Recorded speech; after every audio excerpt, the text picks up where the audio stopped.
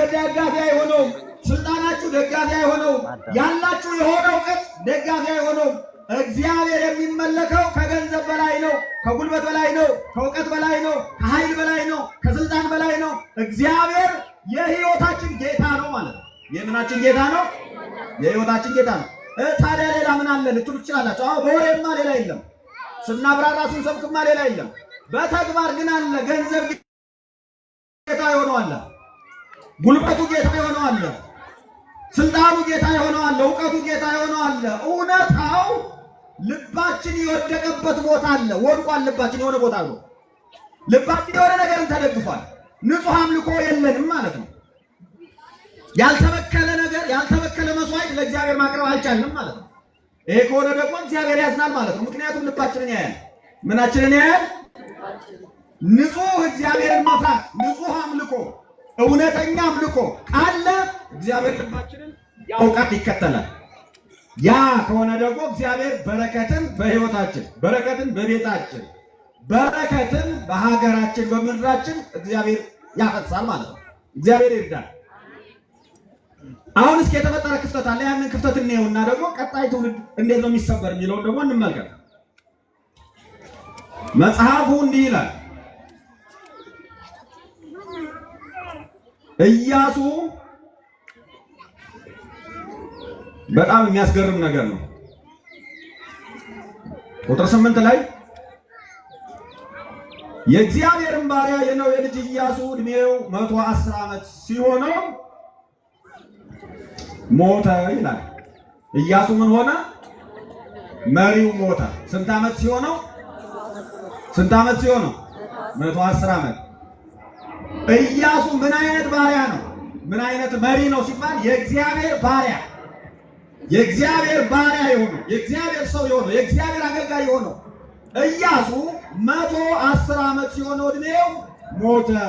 መሪ አንድ ተመታ ማለት ነው፣ ወደቀ ማለት ነው። ተመታ የሚለው ቃል አይጣልም። እድሜ ቀድሞ ስለሆነ የሞተው በመደበኛ መንገድ ስለሆነ የሞተው እድሜው 110 ሲሆነው ኢያሱ የእግዚአብሔር አገልጋይ የእግዚአብሔር ባሪያ ኢያሱ ሞተ። ቀጠለና ከኢያሱ በኋላ የነበሩ እግዚአብሔርን የሚያውቁት እግዚአብሔር ለእስራኤል ያደረገውን የእግዚአብሔርን ስራ የሚያውቁት ሽማግሌዎች ሁሉ ሞቱ። ሁለተኛ፣ ሶስተኛ ያ እግዚአብሔርን ያመለከው ትውልድ፣ ያ እግዚአብሔርን የፈራው ትውልድ፣ ያ እግዚአብሔርን ያገለገለው ትውልድ ሁሉ ወደ አባቶች ተከማቸ።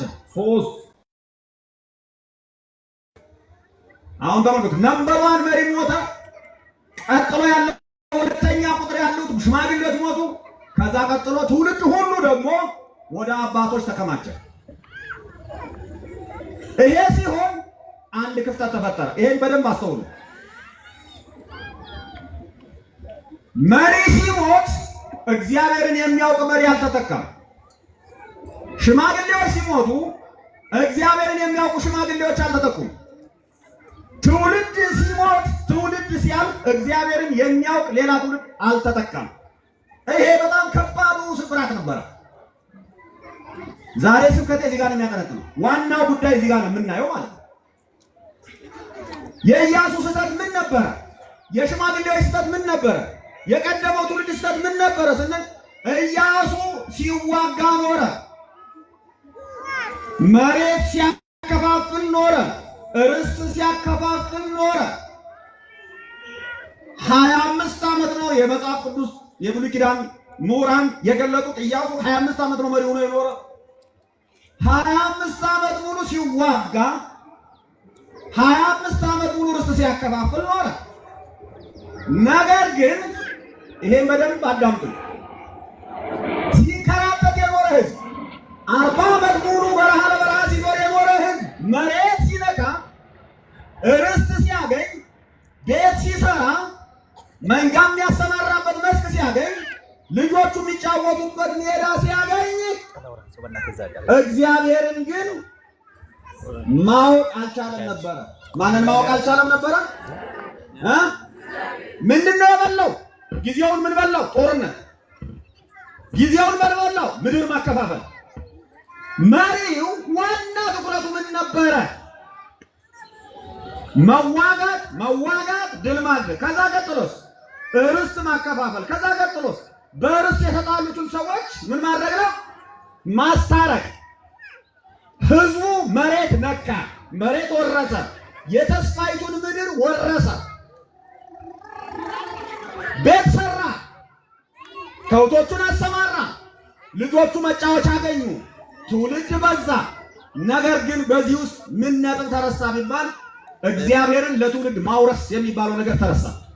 ሁለት ርዕስ አይምሯችሁን ክፈቱና ሁለቱን አዳምጡ። የተስፋይቱ ምድር መሬት አለች፣ ከነዓን አለች። ተዋግተው በእግዚአብሔር ቃል መሰረት ተጋድለው፣ መሪዎቹ ተጋድለው፣ ሽማግሌዎች ተጋድለው፣ ህዝቡ ተጋድለው ምድር ተያዘች። ምድርን ለመያዝ በሚደረገው ትግል ግን እግዚአብሔርን መተው የሚለው ገባ። ማንን መተው? አሁን ተመልከቱ።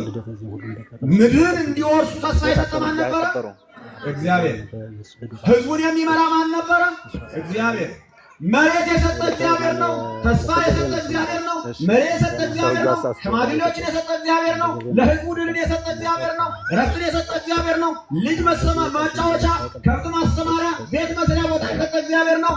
ነገር ግን ያ አምላክ ሁሉ የሰጠ እግዚአብሔር 40 ዓመት ሙሉ ጫማቸው ሳይወልቅ፣ በትራቸው ሳይወልቅ፣ ልብሳቸው ሳያልቅ መና እያወረደ ውሃ ከጭንጫ እያፈለቀ ቀን ደመና ሆኖ እየጋረደ ሌሊት ብርሃን ሆኖ እያበራ የመራ አምላክ እግር መሬት ሲረጥ፣ ቤት መስሪያ ሲገኝ፣ ልጅ ማሳደጊያ ሲገኝ፣ ከብት ማሰማሪያ ሲገኝ እግዚአብሔር ሁለተኛ ጉዳይ ሆነ። ሶስተኛ ጉዳይ አራተኛ ማርገብ ሊሆን ይችላል። ግን ቁጥር አንድ ሁሌ ቦታው ቁጥር አንድ ስለሆነ እግዚአብሔርን ተውና ዋናውን ጉዳይ ተውና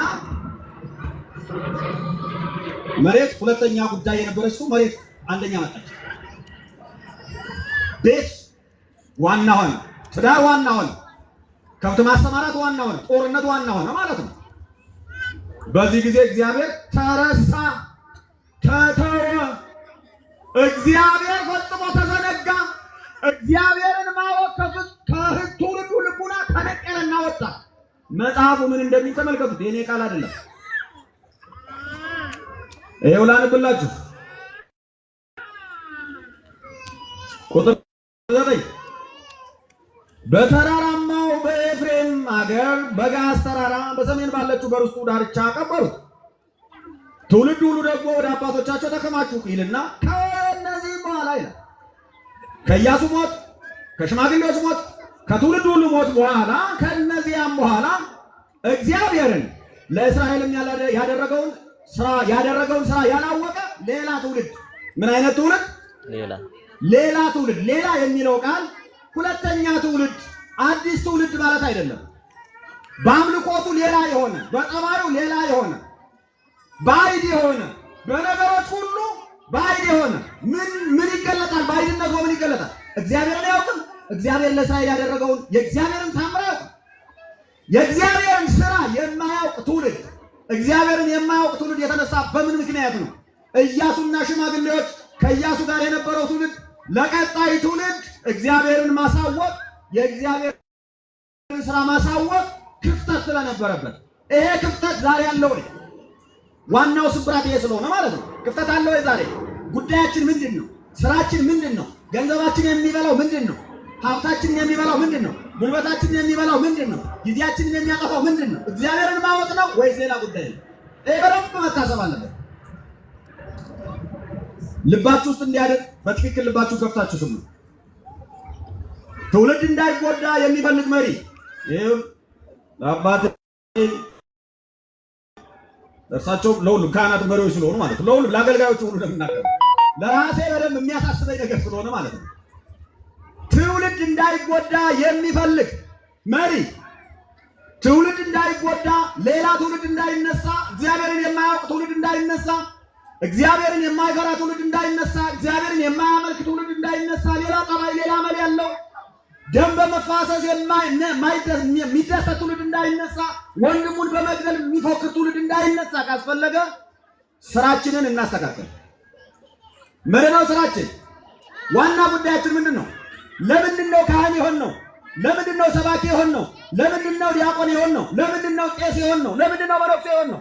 እግዚአብሔርን መፍራትን ለማስተማር። ማንን መፍራትን ለማስተማር? እግዚአብሔርን መፍራትን ለማስተማር፣ እሱን ማወቅን ለማስተማር ምልክት ነው መሆን። ራሳችንን እንድንፈራው፣ እንድናውቀው፣ እንድናገለግለው፣ እንድንወደው፣ እንድንከተለው ትውልድ ሁሉ ደግሞ እንደ መብራት እያበራለት እያየ እገሌ አባቴ ይፈራዋል፣ ያመልከዋል፣ ይወደዋል፣ እርሱ የሚወደውን አምላክ ይከተላለሁ፣ እየመራኝ ነው፣ እያገለገለኝ ነው። እንዲህ ግን እኛ ጊዜያችንን ለምን ሰጠን? ሌላ ጉዳይ።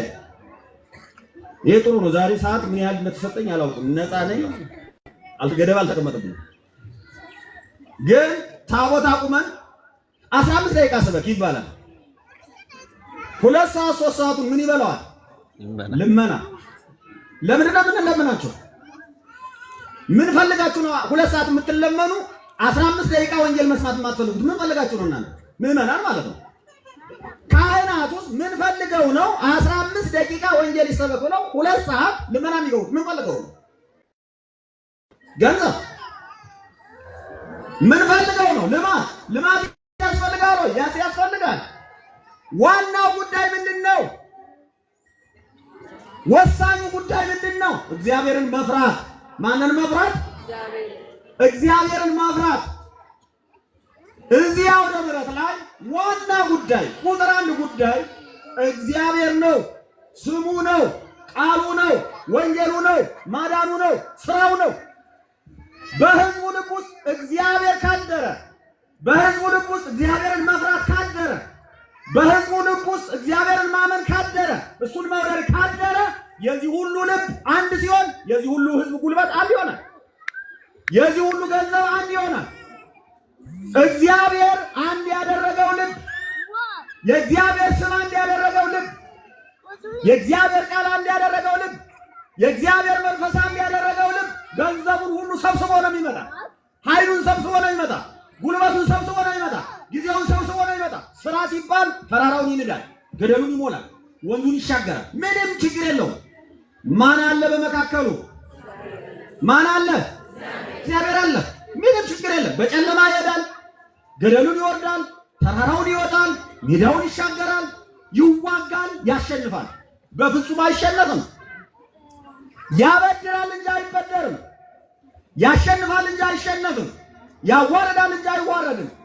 የረገሙት ሁሉ ይዋረዳሉ እንጂ የማንም መርገም በእርሱ ላይ ሆነ። እግዚአብሔርን ከተው ግን ይመጣል። አሁን ያሳያቸዋል። እግዚአብሔርን የተው ትውልድ ምን እንደሚመስል። ስለዚህ መሪዎች ምዕመናን ልባችሁን ስጡ። በተለይ መሪዎች ትኩረታችሁን አስተካክሉ። ትኩረታችንን አገልጋዮችን እናስተካክል። ዋና ጉዳያችን ወንጌል ይሁን፣ የእግዚአብሔር ቃል ይሁን፣ ሃይማኖት ይሁን፣ እግዚአብሔርን መፍራት ይሁን። ሌላው ይስተካከላል። ዋና ስብራታችን እግዚአብሔር ነው። እግዚአብሔርን መተዋችን ነው። እግዚአብሔርን መፍራት አለመቻላችን ነው። ሌሎች ይስተካከላሉ። እኔ ሁልጊዜ እናገራለሁ። አስተዳዳሪዎች ለምን በትክክል ያስተዳድሩ? በቃ ወንጌል መንፈሳዊ ጉዳይ ስላልተስተካከለ እንጂ መቼም ጠፍቷቸው አይደለም። እግዚአብሔርን የሚፈራ አስተዳዳሪ በመልካም አስተዳደር አይተውም። እግዚአብሔርን የሚፈራ ሰባኪ በአባው መስዋዕት አይተውም።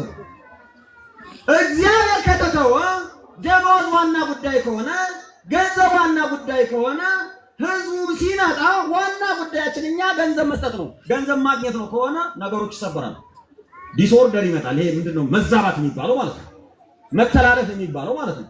አንደኛውን ሁለተኛ ሶስተኛ እናደርገዋለን። ሁለተኛ ሶስተኛውን አመጣን እናደርገዋለን። ያ ስብራት ደግሞ ትውልድ ላይ ነው አደጋ የሚያመጣው። ምን ላይ ነው አደጋ የሚያመጣው? ትውልድ ላይ ነው። ትውልድ መሪዎችን ይወልዳል። መሪዎች ትውልድን ይቀርጻሉ።